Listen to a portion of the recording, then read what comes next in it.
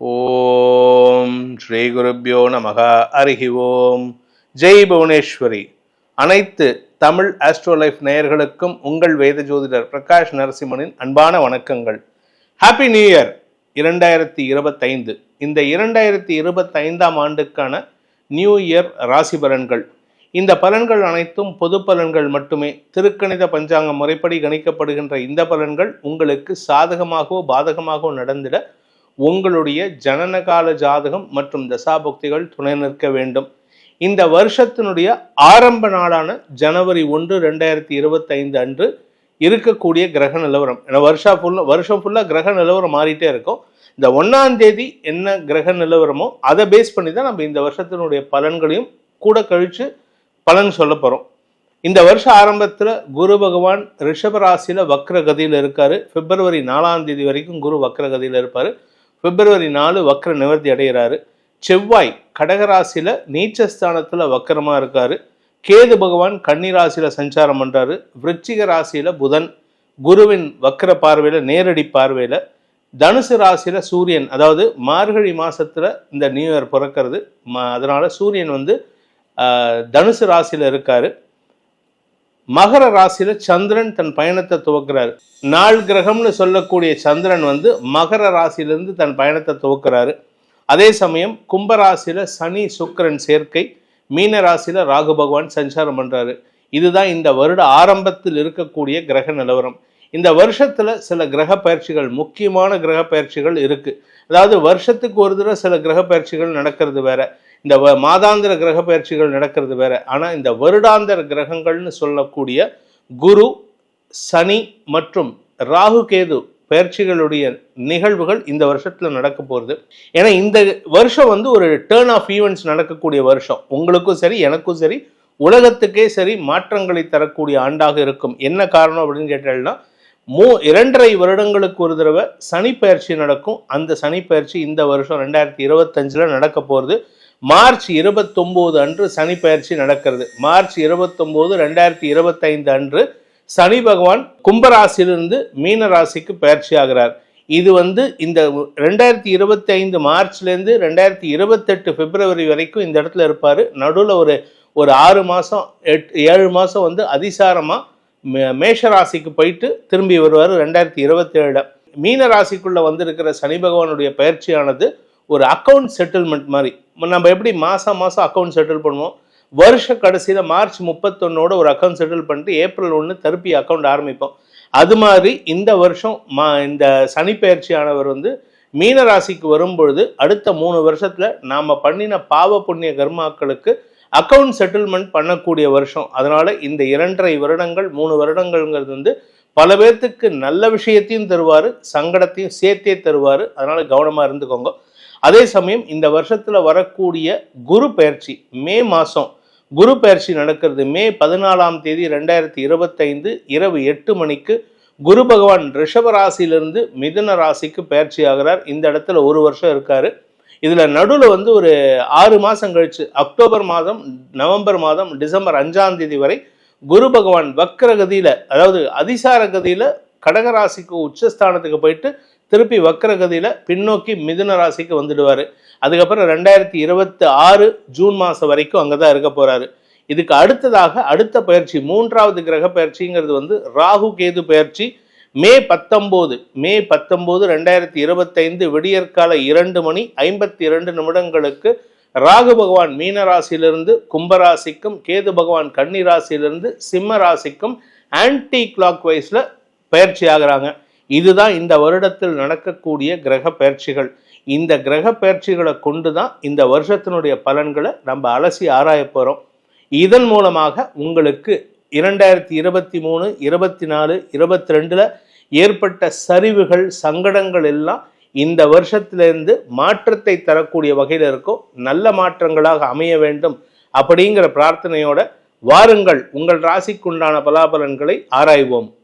அன்பார்ந்த மிதுன ராசி நண்பர்களுக்கான 2025 புது வருட பலன்கள், இந்த நியூ இயர் ராசி பலன். இந்த மிதுன ராசியை பொறுத்த வரைக்கும் நல்ல பலன்களாக தான் இருக்குது. தொழிலில் மாற்றம் ஏற்படும், வேலையில் முன்னேற்றம் ஏற்படும். நீங்கள் செய்யக்கூடிய வேலையில் இடமாற்றம் ஏற்படுறதுக்கு வாய்ப்பு இருக்குது. சிலருக்கு கடல் கடந்து போகக்கூடிய யோகமும் இருக்குது. ஏன்னா 10ஆம் இடத்துக்கு சனி வந்து 12ஆம் இடத்தை பார்க்குறாரு. இதனால் இடமாற்றம், தொழில் மாற்றம் மட்டுமல்லாமல் கடல் கடந்து பயணிக்கும் வாய்ப்பு இருக்குது. நீங்கள் ஃபாரின் போகிறதுக்கு எனக்கு இன்னும் விருப்பம் இல்லை சார், நான் இந்தியா விட்டு வெளியில் போக மாட்டேன். எனக்கு எங்கள் சொந்தக்காரங்களும் அப்படி தான் சில பேர், நான் இந்தியா விட்டு வெளியில் போக மாட்டேன், நான் தமிழ்நாட்டில் தான் இருப்பேன், நான் தமிழ்நாட்டுக்கு சாதனை படைக்க போகிறேன்லாம் சொல்லிட்டு இருப்பாங்க.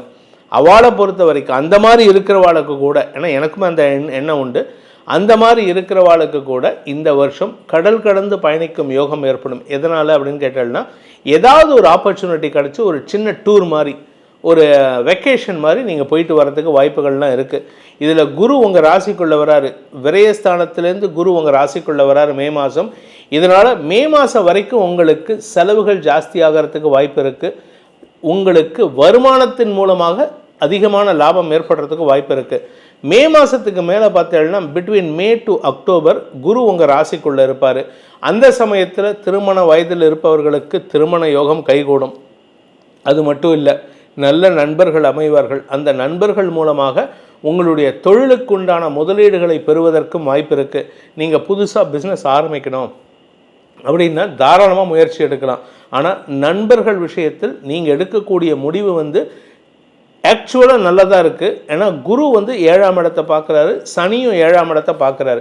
இதனால் சில சமயம் சில தேவையற்ற நபர்களின் தலையீடுகள் இருக்கக்கூடிய வகையில் இருக்குது.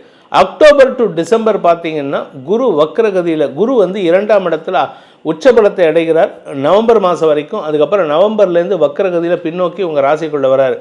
இந்த அக்டோபர் நவம்பரில் பார்த்தீங்கன்னா உங்களுக்கு பணபலம் அதிகரிக்கும். குடும்பத்தில் சுப நிகழ்வுகள் பற்றிய பேச்சுவார்த்தைகள் மட்டும் இல்லாமல் உங்களுடைய வாக்குச்சாதுரியம் அதிகரிக்கிறதுக்கு உண்டான யோகம் ஏற்பட்டு வார்த்தைகளால் தொழில் செய்யக்கூடிய நபர்களுக்கெல்லாம் அதிகார வர்க்கத்துடன் தொடர்பு ஏற்படுறதுக்கு உண்டான வாய்ப்புகள்லாம் வரும்.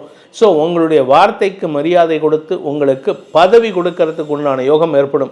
ஸோ இதுதான் இந்த வருஷத்தினுடைய ஸ்பெஷாலிட்டியே. ஸோ பதவி மாற்றம் ஏற்படுகின்ற ஆண்டாக இந்த மிதுன ராசிக்கு இருக்குது. இந்த மிதுன ராசியை பொறுத்த வரைக்கும் பார்த்திங்கன்னா உங்களுக்கு வந்து விரயஸ்தானத்தை சனி பார்க்குறாருன்னு சொன்னேன். இந்த சனி பார்வையின் காரணமாக சிலருக்கு செலவுகள் ஏற்படும், சிலருக்கு பொருள் இழப்புகள் ஏற்படும். நீங்கள் எங்கேயாவது கொஞ்சம் ஊருக்கு வெளியில் குடியிருக்கீங்க அப்படின்னா உங்களுடைய வீட்டை சேஃப்கார்ட் பண்ணிக்கிறதுக்கு, உங்களுடைய வீட்டை பாதுகாப்பு படுத்திக்கிறதுக்கு முயற்சி எடுக்கணும். அதே மாதிரி வண்டி வாகனத்தில் எங்கேயாவது வெளியூர் போகிறீங்க அப்படின்னா தெரியாத இடத்துல நிறுத்தாதீங்க. யாராவது தெரியாத ஆட்கள் கை காமிச்சா அந்த இடத்துல நிறுத்தி கொஞ்சம் ரிஸ்க் எடுக்காதீங்க. நைட் ட்ராவல் அவாய்ட் பண்ணணும் இந்த வருஷம் முழுவதுமே. இந்த வருஷம் முழுவதுமே, அதாவது மார்ச் மாதம் ஆரம்பிச்சதுன்னா டிசம்பர் மாதம் வரைக்கும் நைட் ட்ராவல் அவாய்ட் பண்ணுறது நல்லது. இந்த மிதுன ராசியில் பிறந்த பள்ளி கல்லூரி மாணவ மாணவிகளின் அறிவாற்றல் மிகவும் சாதுரியத்துடன் செயல்பட்டு பெரிய பெரிய மார்க்ஸ் ஸ்கோர் பண்ணுறதுக்கு உண்டான யோகம் இருக்குது.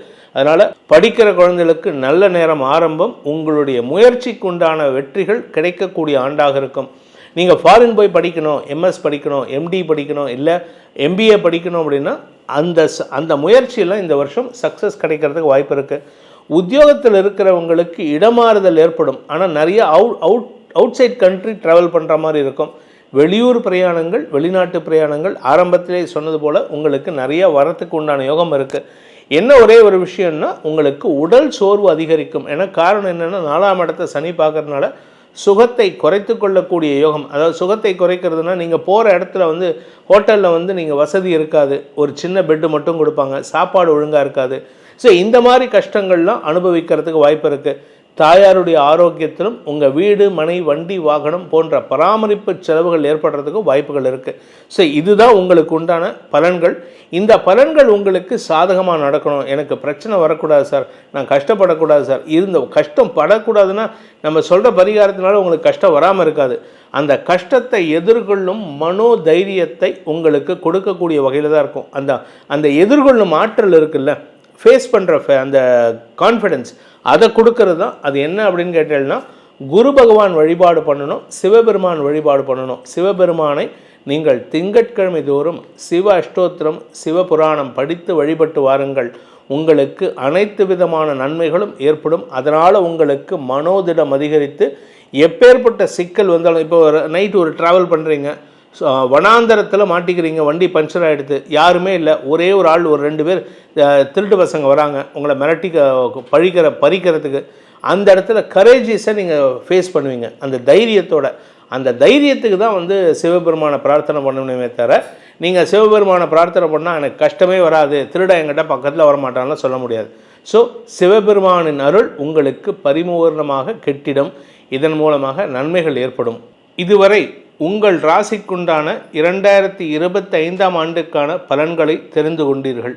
உங்களுடைய தனிப்பட்ட ஜாதகத்துக்கு பலன்கள் அறிய வேண்டும் எனும் விருப்பம் உள்ளவர்கள் கீழே கொடுக்கப்பட்டுள்ள டைரக்ட் நம்பரில் நேராக வரத்துக்கு அப்பாயின்மெண்ட் ஃபிக்ஸ் பண்ணிக்கலாம். இல்லை வாட்ஸ்அப் மூலமாக வெளியூரில் இருக்கிறவங்க, நான் சென்னையில் இருக்கிறவங்க அந்த 80 ஆரம்பிக்கக்கூடிய நம்பரில் நீங்கள் டைரக்ட் அப்பாயின்மெண்ட் ஃபிக்ஸ் பண்ணிக்கலாம். இல்லாட்டி வாட்ஸ்அப் மூலமாக வெளியூரில் இருக்கிறவங்க, வெளிநாட்டில் இருக்கிறவங்கலாம் இந்த வாட்ஸ்அப் நம்பரில் அப்பாயின்மெண்ட் ஃபிக்ஸ் பண்ணிவிட்டு உங்களுடைய பர்த் டீட்டெயில்ஸை ஷேர் பண்ணினா ஆடியோ மெசேஜாக உங்களுக்கு பலன்கள் அனுப்பி வைக்கப்படும். இதன் மூலமாக உங்கள் அனைவருக்கும் அனைத்து விதமான யோகங்களும் ஏற்பட வேண்டும் எனும் அடியேனின் பிரார்த்தனையை சமர்ப்பித்து உங்கள் அனைவருக்கும் நல்வாழ்த்துக்களை தெரிவித்துக் கொண்டு உங்களிடமிருந்து விடைபெறுவது உங்கள் வேத ஜோதிடர் பிரகாஷ் நரசிம்மனின் அன்பான வணக்கங்களுடன். நன்றி, வணக்கம்.